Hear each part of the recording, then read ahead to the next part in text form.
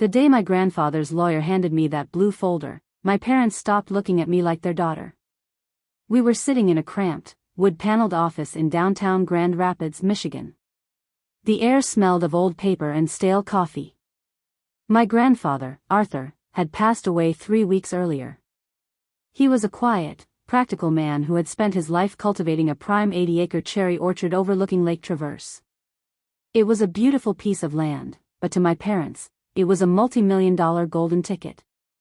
They had spent the last 5 years drowning in debt, trying to maintain a suburban lifestyle they simply could no longer afford.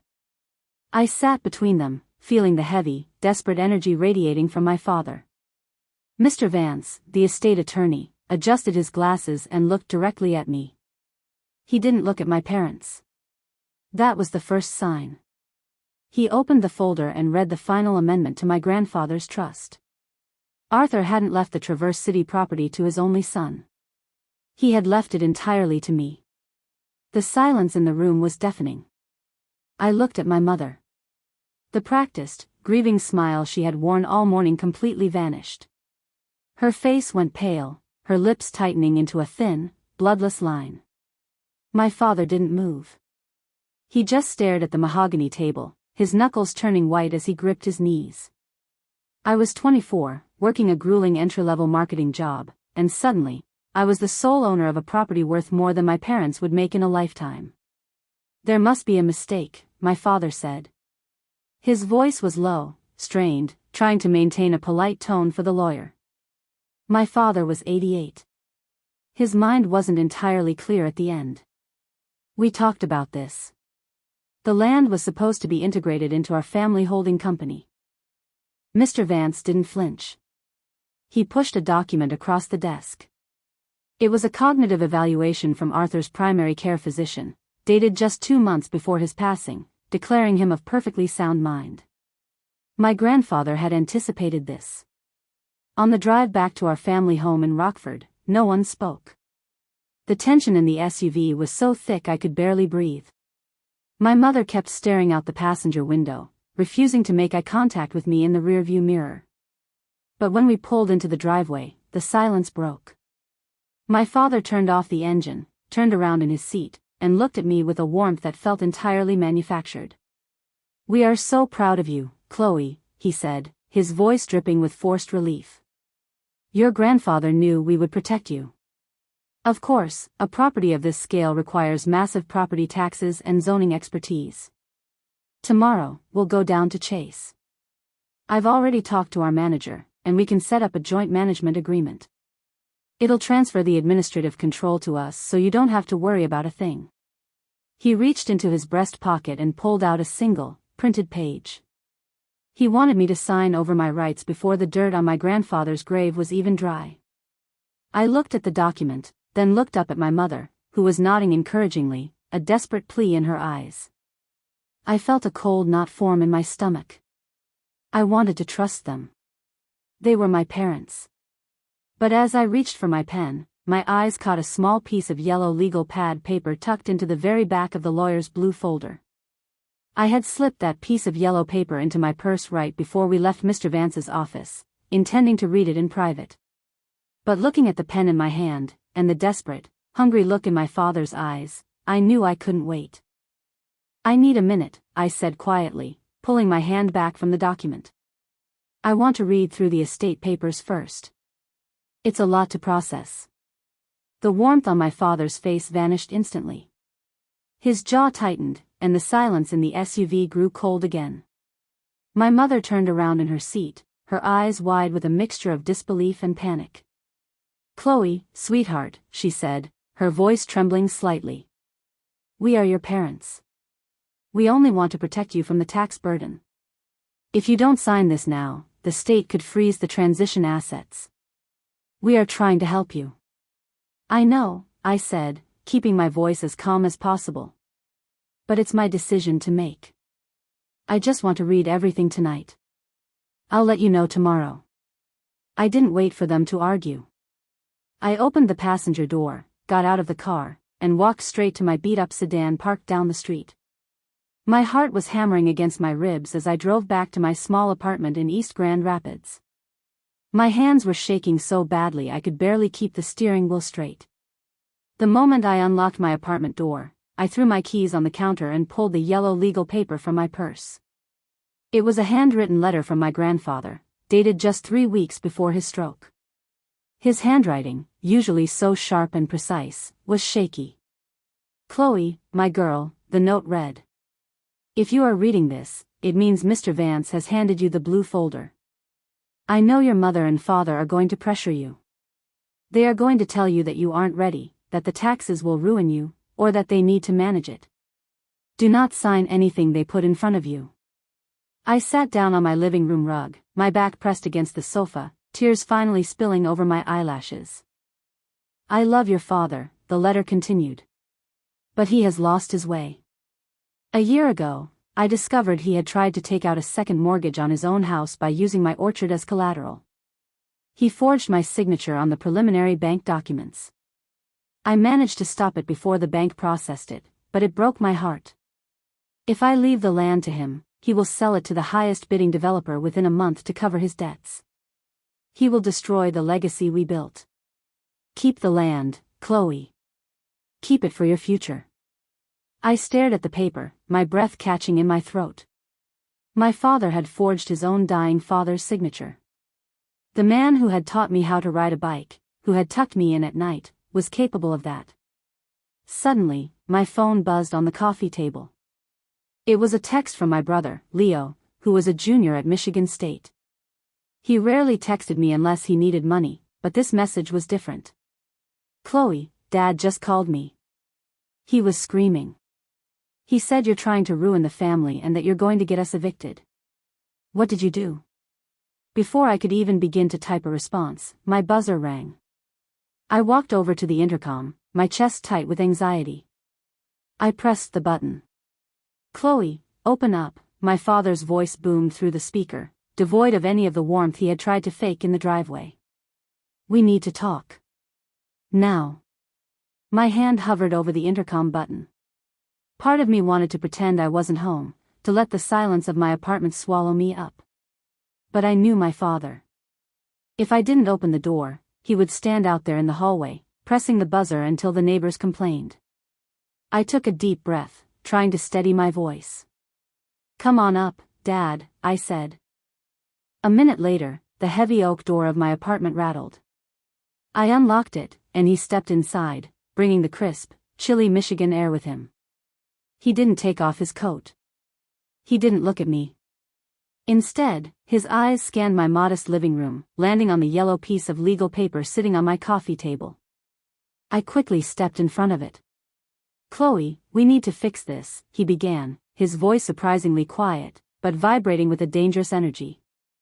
"Your mother is in the car crying. Leo is terrified he's going to have to drop out of state. Do you have any idea what you're doing to this family?" "I'm not doing anything to the family, Dad," I said, keeping my voice level, though my throat felt tight. "Grandpa made a decision. He wanted me to have the land. Why is that such a threat to you?" He let out a short, bitter laugh. He walked over to my small kitchen island, leaning against it and rubbing his temples. "Because you don't understand how the real world works," he said, looking up at me. "That orchard isn't just a pretty view, Chloe. It's an asset. And right now, it's the only asset that can save us. We are 3 months behind on the mortgage in Rockford. The bank is preparing to foreclose. If we don't get a bridge loan using that property as collateral, we lose everything." The confession hit me like a physical blow. I knew things were tight, but I had no idea they were on the verge of losing their home. "Why didn't you just tell me?" I asked, my voice softening. "Because you're 24, he snapped, his facade of calm completely cracking. "It's not your job to carry our financial burdens. But it is your job to respect this family. Your grandfather was old, Chloe." He was confused. He didn't understand the pressure we were under. If you've ever had a family member try to guilt-trip you into making a massive life decision, let me know in the comments how you handled it. I looked at my father, seeing the desperation etched into the lines around his eyes. For a split second, I felt a wave of intense guilt. Maybe I was being selfish. Maybe I should just sign the paper and save my family. Then, I remembered the words on the yellow legal pad. He wasn't confused, Dad, I said quietly. He knew exactly what he was doing. And he knew what you did. My father froze. The color drained from his face. What are you talking about? He asked. I know about the second mortgage, I said, my voice steady despite the adrenaline surging through my veins. I know you forged Grandpa's signature last year to try and get the money anyway. The silence in the room was absolute. My father didn't deny it. He didn't yell. Instead, a cold, calculating look crossed his face that I had never seen before. He slowly walked over to me, stopping just inches away. You think you're so smart, Chloe, he whispered. But you should have read the rest of the lawyer's documents before you started making accusations. My father's words felt like a bucket of ice water poured down my spine. I stood frozen as he reached around me, picked up his heavy wool coat from the back of the chair, and headed for the door. Call Mr. Vance tomorrow, he said, not looking back as he opened the door. Ask him about the Third Amendment. Then tell me who is really destroying this family. The heavy oak door clicked shut behind him. The silence of my apartment felt suffocating. I rushed over to the coffee table and grabbed the blue folder. My hands were trembling so violently I nearly dropped the papers across the rug. I flipped past the tax documents, past the property deeds, searching for what my father had called the Third Amendment. My eyes landed on a page titled Third Codicil to the Arthur Miller Revocable Trust. It was dated only 5 days before my grandfather's stroke. My breath caught as I read the legal jargon, my eyes scanning the text until the words began to blur. Arthur had indeed left the 80-acre Traverse City orchard to me. But there was a condition. A massive, legally binding condition. The property was to be held in a restricted trust until my 25th birthday, which was still 6 months away. If, during that 6-month window, the property faced outstanding municipal tax liens or if the designated beneficiary, me, declared any form of personal insolvency, the entire estate would automatically default to the secondary beneficiary. The secondary beneficiary was my father's family holding company, Miller Estates LLC. I sank onto the couch, the gravity of the situation crushing down on me. My grandfather had tried to protect me, but he hadn't realized how quickly my parents' financial ruin would catch up to us. Then, my phone vibrated. It was an email notification. I opened it, expecting a threatening message from my father. Instead, it was an automated alert from the Grand Traverse County Treasurer's office. Because the title of the property was currently transitioning into my name, my email had been registered to the account. The email was a formal notice of delinquency. There was an outstanding property tax bill on the orchard of $32,000. It was due in exactly 14 days. If it wasn't paid in full, a tax lien would be placed on the property. Under the terms of my grandfather's Third Amendment, a tax lien would instantly strip me of the inheritance, transferring the 80 acres directly into my father's hands. My father didn't need me to sign his joint management agreement. He just needed me to fail. I sat in the dark, realizing the terrifying depth of the trap. I had less than $2,000 in my savings account. I couldn't take out a loan against a property I didn't fully legally control yet. My parents had known about the tax bill all along. They had deliberately let it lapse, waiting for this exact moment to strike. Just as despair began to settle in, my phone rang. The caller ID showed an unknown number with a Traverse City area code. I answered it, my voice barely a whisper. Hello? Chloe, a warm, unfamiliar female voice asked. My name is Sarah Miller. I'm your grandfather's sister. I know we haven't spoken in years, but I think it's time you and I had a talk about what your father is planning to do. Aunt Sarah? I asked, my voice cracking. I barely remembered her. She was my grandfather's younger sister, a woman who had lived a quiet, fiercely independent life on the opposite side of Grand Traverse Bay. My father had always spoken of her with a strange, bitter resentment, claiming she had abandoned the family decades ago. Yes, Chloe, Sarah said, her voice steady and grounding. I know this must be overwhelming. Your grandfather and I talked weekly before he passed. He was terrified of what your father would do to save himself from his own bad decisions. Arthur wanted to give you the world, but he was a proud man, and he made a critical mistake in how he structured that trust. He didn't realize the tax bill was coming, I whispered, holding the phone tightly to my ear. Sarah, it's $32,000. I don't have that kind of money. If I can't pay it in 2 weeks, the land defaults to my dad's company. He set me up to fail. He did, Sarah agreed softly. But Arthur also left a backup plan. He knew he couldn't trust your father, but he also knew he could trust me. I need you to pack a bag and drive up to Traverse City tonight.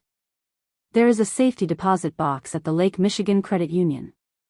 I have the key, but the box is registered under your name and Arthur's. We need to open it together before your father finds out.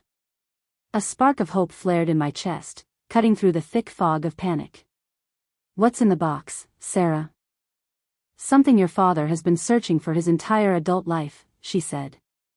But Chloe, you need to be careful. Your father has friends at that branch. If he sees you in town, he will know we are on to him. I didn't hesitate. I threw a few clothes into a duffel bag, grabbed my laptop, and took the yellow legal paper and the blue folder. By 10 p.m., I was on US 131 North, driving through the pitch-black Michigan night. The rain began to pelt my windshield, reflecting the blurry red taillights of the cars ahead of me. My mind raced. If my father had forged a signature before, what else was he capable of to secure the orchard? By midnight, I pulled into the gravel driveway of a small, weathered cottage nestled in the pines near the bay. Aunt Sarah was waiting on the porch, wrapped in a knitted shawl. She looked so much like my grandfather, the same sharp, observant eyes, the same quiet dignity. She ushered me inside, handed me a hot mug of tea, and didn't make me talk. She just pointed me toward the guest room. The next morning, the storm had cleared, leaving a crisp, brilliant blue sky over the lake. Sarah and I drove to the credit union in downtown Traverse City. My heart was in my throat as we walked through the glass doors. The teller, an older woman named Brenda, smiled warmly at Sarah, then looked at me. You must be Arthur's granddaughter. He spoke of you often. Within 10 minutes, we were led into the private vault. The heavy metal box slid out of the wall with a metallic scrape. My hands shook as I turned my key alongside Brenda's master key. The lock clicked. Sarah nodded at me, encouragingly. I lifted the heavy metal lid. Inside was a thick, black leather-bound ledger, a collection of old photographs, and a small, sealed white envelope addressed to me in my grandfather's handwriting. But as I reached for the envelope, the vault door swung open. My father stood in the doorway, his face pale with fury, flanked by the branch manager. Chloe, step away from the box, my father said, his voice dangerously quiet. The branch manager, a tall man in a sharp gray suit, looked deeply uncomfortable. He kept his eyes on the floor, refusing to look at me or Aunt Sarah. Mr. Miller, this is a private vault, Aunt Sarah said, her voice dropping an octave, radiating a fierce, protective energy. You have no legal right to be in here. This box is registered to Chloe and Arthur. Your name is nowhere on this lease.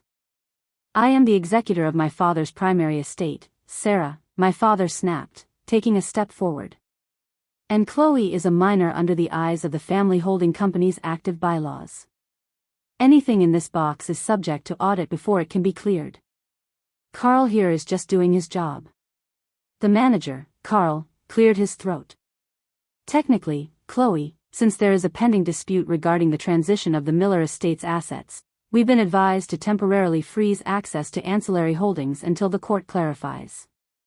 This isn't an ancillary holding, I said, my voice surprisingly steady. I felt a cold, clear wave of anger wash over me, replacing the fear. This is a personal safety deposit box. My grandfather put my name on this when I turned 18. If you freeze this box without a direct court order, Carl, my next call is to the banking commissioner. And then to our family attorney, Mr. Vance. Carl blinked, the color draining from his face. He looked at my father, then back at me. He knew I was right. A credit union couldn't arbitrarily freeze a personal box just because an angry family member demanded it. Chloe, don't do this, my father pleaded, his tone shifting from angry to desperate. You don't know what you're holding. If you let Sarah manipulate you, we lose the house in Rockford. We lose everything. I am trying to save our family. By stealing from me? I asked, looking him dead in the eye. By letting a tax bill deliberately lapse so you could trigger a default clause? You didn't want to save the family, Dad. You wanted to save your reputation. He stared at me, his mouth opening slightly, but no words came out. He looked defeated, suddenly looking much older than his 52 years. Aunt Sarah gently placed her hand on my shoulder, guiding me toward the table. Take the envelope, Chloe. Let's go. I reached into the metal box, grabbed the thick white envelope and the black ledger, and stuffed them into my tote bag. My father didn't try to stop us as we walked past him. He just stood there, his shoulders slumped, staring at the empty safety deposit box. We walked out into the bright Traverse City sunlight, the cool breeze from the bay hitting my face. We got into Sarah's car, and she drove us back to the cottage in silence. The moment we stepped inside, I sat at the wooden kitchen table and tore open the sealed white envelope. Inside was not cash, nor was it a deed. It was a single stock certificate from 1994, representing a founding share of a local agricultural cooperative that had been bought out by a massive national organic food distributor 2 years ago. Attached to it was a letter from the cooperative's board, detailing the liquidation value of Arthur's specific shares. The value was $45,000. Cash. Redeemable immediately by the named beneficiary. Me. My grandfather hadn't just left me the land, he had left me the exact shield I needed to protect it. He knew the taxes would be weaponized against me, and he had hidden the solution right under my father's nose. We need to get to the county treasurer's office, Aunt Sarah said, a small, triumphant smile on her face. But as I looked down at the black ledger that had been sitting beneath the envelope, my heart stopped. This wasn't just a ledger of orchard sales.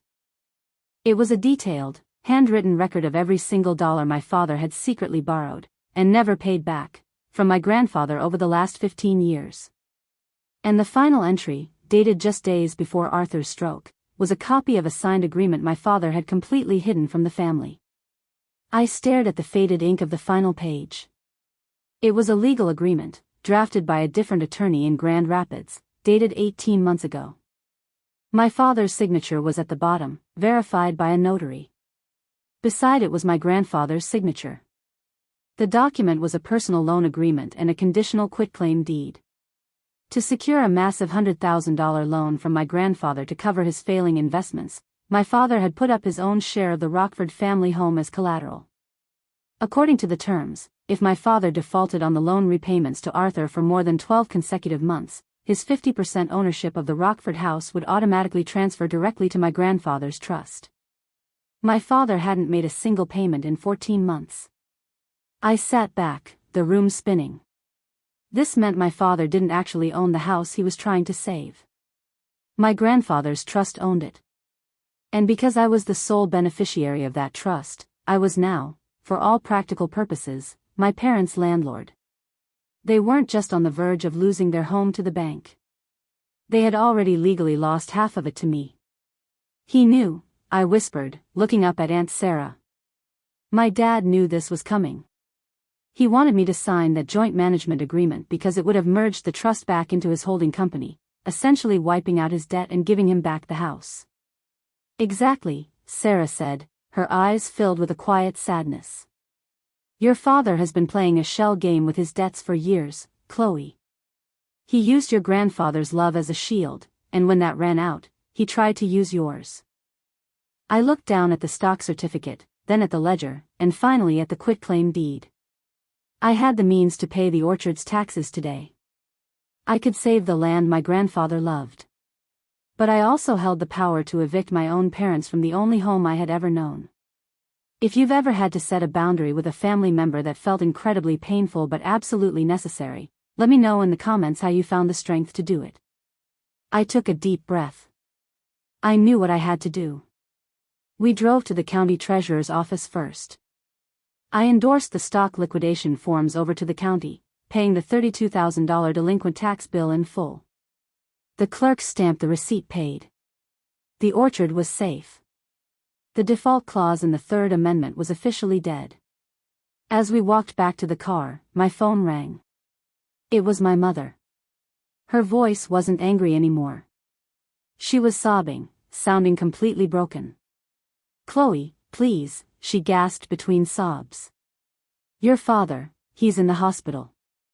He had a panic attack at the bank, and his chest pain was so bad they rushed him to Butterworth. Please, Chloe, we need you." My heart plummeted. Despite everything, he was still my father. I told Sarah we had to go, and we immediately drove the 2 hours back south to Grand Rapids. When I rushed into the hospital room, my mother was sitting by his bedside, holding his hand. My father looked pale, hooked up to a heart monitor that beeped in a slow, fragile rhythm. He looked up at me, his eyes rimmed with red. "Chloe," he whispered, his voice hoarse. "I'm sorry. I'm so sorry." I walked over, my heart aching for him. I wanted to believe him. I wanted to wrap my arms around him and tell him everything would be okay. But then, as my mother stood up to give me her seat, I noticed her purse was sitting open on the bedside chair. Slipping out of the side pocket was a folded document from the hospital's financial services department, dated that very afternoon. The document was a pre-printed, state-certified power of attorney and asset transfer form. It had been filled out in my mother's handwriting. The date on it was today. Beside it sat a sticky note with a scribbled message from a local notary public who worked in the hospital's administrative wing. It read, "Ready when you are. Just need the daughter's signature to witness the medical duress clause." My stomach turned over. They hadn't rushed him to the hospital just because he was sick. They had brought him here, to a place of vulnerability and fear, to use his failing health as the ultimate leverage. They wanted me to sign a medical duress clause that would retroactively invalidate my grandfather's Third Amendment, claiming Arthur was medically unfit when he signed it, thereby returning the orchard, and the Rockford house, to my father's holding company. I looked from the paper to my mother. She saw me looking. The grief and worry on her face instantly hardened into something sharp and defensive. She quietly reached over, grabbed her purse, and shoved the document deep inside. "Chloe," my father whispered from the bed, his voice trembling as he reached out a weak, pale hand toward me. "Please. The doctors say my stress levels are at a critical point. If we don't resolve this, if we lose the house, I don't think my heart can take it." It was a perfect trap. If I refused, and his condition worsened, would carry the guilt of his health for the rest of my life. If I signed, I would hand over my grandfather's legacy to the very greed that had destroyed our family's foundation. I looked at my father, seeing him clearly for the first time in my life. He wasn't a monster. He was just a terrified, proud man who had built a house of cards and was willing to crush his own daughter to keep it from falling. "I love you, Dad," I said, my voice barely a whisper. "But I'm not signing anything." My mother let out a sharp, horrified gasp. "Chloe. How can you be so selfish? Your father is in a hospital bed." "He is in a hospital bed because of his own choices, Mom," I said, tears finally spilling down my cheeks. "Not because of me. I paid the delinquent taxes on the orchard today. The land is safe. And tomorrow, Mr. Vance is going to officially execute the quitclaim deed on the Rockford house. The trust now owns 50% of your home." My father sat up slightly, the heart monitor spiking, its beeping growing faster and more frantic. You wouldn't." "I already did," I said, stepping back from the bed. "But I'm not going to evict you. I'm going to do what Grandpa wanted. I'm going to set a boundary." I turned and walked out of the hospital room, ignoring my mother's desperate cries for me to come back. I walked down the sterile, fluorescent-lit hallway, my chest aching, but my mind entirely clear. When I reached the lobby, Aunt Sarah was waiting for me. She didn't ask what happened. She just opened her arms, and I finally let myself break down, crying tears of grief, anger, and relief onto her shoulder. But my family wasn't finished. The next morning, as I sat in Aunt Sarah's kitchen trying to piece together my next steps, my phone buzzed with an alert from a local Traverse City real estate forum. Someone had just listed the 80-acre cherry orchard for public auction. I stared at the screen of my phone, the blue light reflecting in the dim morning light of Aunt Sarah's kitchen. There it was. A public listing on a prominent northern Michigan commercial real estate site. 80 acres of prime agricultural land, complete with deep water lake views, listed for a starting bid that was a fraction of its actual market value. The listing agent wasn't Mr. Vance. It was my father's commercial broker, a man he had done business with for years in Grand Rapids. My hands went completely numb. The taxes were paid. The default clause was dead. How could they possibly list a property that legally belonged to me? Sarah, I choked out, turning the screen toward her. She put down her coffee mug, her eyes narrowing as she read the listing details. This is impossible, Chloe. They don't have the deed. Unless. She stopped, her face turning incredibly pale. The corporate entity. I grabbed the blue folder from my bag and flipped furiously to the section detailing my father's family holding company, Miller Estates LLC. My grandfather had originally put the orchard's title under the company name decades ago for tax purposes, before assigning the specific shares of that entity to me in his final trust. But my father was still listed as the active managing partner of the LLC on the state registry. He had bypassed the trust entirely. By using his active status in the corporation, he had bypassed my ownership to list the land under the guise of corporate liquidation. He was trying to sell the orchard to an investment group before Mr. Vance could officially file the updated trust deed with the county registrar. If that sale goes through, Sarah whispered, the buyer will be considered a good faith purchaser.